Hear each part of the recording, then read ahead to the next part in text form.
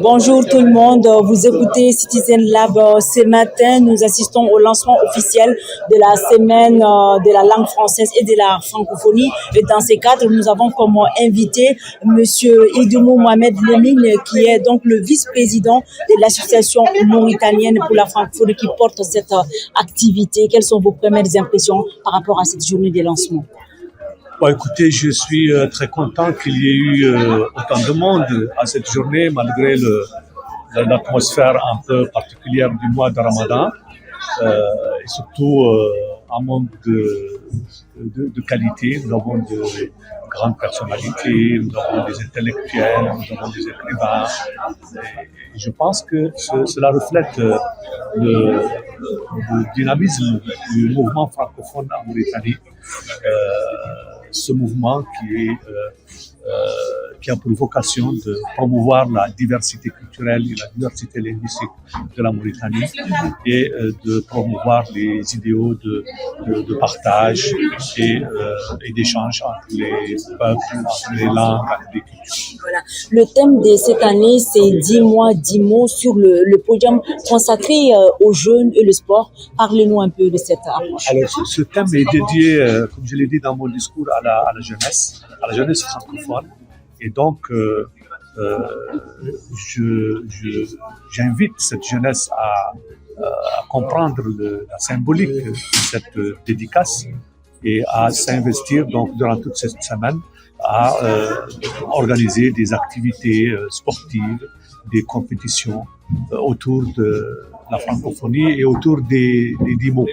Les jeunes occupent une place importante au sein de cette célébration. Leur présence, c'est ce qui participe beaucoup aux différentes activités en général. Oui, les activités de la semaine de la langue française, de la francophonie cette année sont essentiellement des activités de jeunes. Les jeunes participent beaucoup à ça.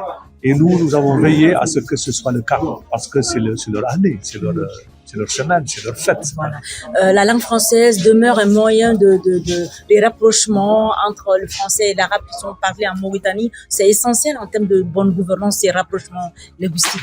Vous savez, en tant que bilingue, même plurilingue, pour moi, le rapport entre l'arabe et le français est un rapport de complémentarité, un rapport de collaboration, un rapport de construction d'une identité, si vous voulez, plurielle et diverse.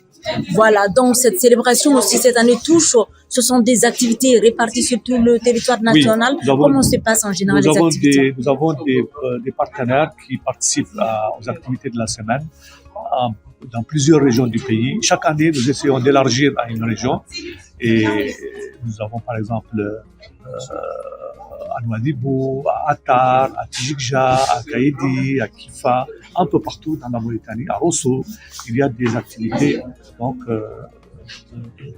de célébration de la semaine de la langue française de la francophonie 2024. Voilà, et quels sont aussi vos rapports avec le ministère, avec les autorités étatiques justement par rapport à cette semaine? Vous avez vu, le ministère de la Culture et des sports et des relations avec le Parlement était là, présenté par la Commission nationale de la culture, la Commission nationale de l'éducation, la culture et les sciences. Le ministère de l'enseignement supérieur était là et présenté par un chargé de mission. Donc nous, si vous voulez, on travaille en parfaite collaboration et en parfaite harmonie avec le gouvernement mauritanien. Mauritanie est membre de l'IF. Et donc, nous travaillons en parfaite collaboration avec le gouvernement. Nous sommes une association mauritanienne. Ça a été dit aussi dans les discours, il y a une forte présence des universités. Oui, les universités ont bien participé cette année. On en a deux, l'université de Nouakchott et l'université internationale libanaise. L'université de Nouakchott avec divers établissements.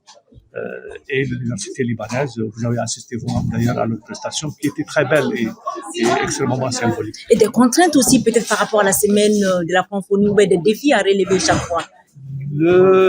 Les contraintes, si vous voulez, cette année, c'est essentiellement de s'adapter à l'atmosphère un peu particulière du mois de Ramadan. Merci, monsieur Idoumo. Merci.